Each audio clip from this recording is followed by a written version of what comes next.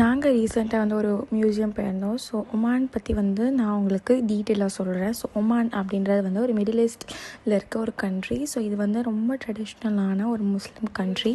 So இங்கே பார்த்திங்கன்னா உங்களுக்கு வந்து நிறைய ட்ரேடிங், அதுக்கப்புறம் ஆயில் ரிசோர்ஸஸ், அதுக்கப்புறம் நிறைய டேட்ஸ், இந்த மாதிரி நிறைய வந்து உங்கள்கிட்ட ரிசோர்ஸஸ் வந்து இருக்குது.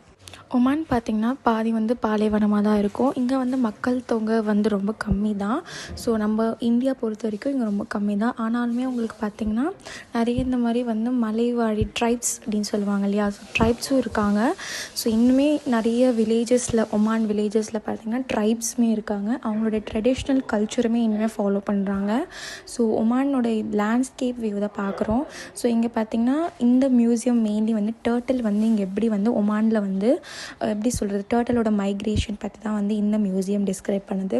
ஸோ இங்கே பார்த்திங்கன்னா ஒரு சில மந்த்ஸ் ஆஃப் இந்த ஜூன் ஜூலையில் பார்த்திங்கன்னா உங்களுக்கு டர்ட்டல் வந்து முட்டை போடுறது, அதுக்கப்புறம் இங்கே தான் வந்து மோஸ்ட்டாக இந்த ஷீஷோர் இடத்துல வந்து உங்களுக்கு வந்து முட்டை போடுறது எல்லாமே நீங்கள் பார்க்கலாம்.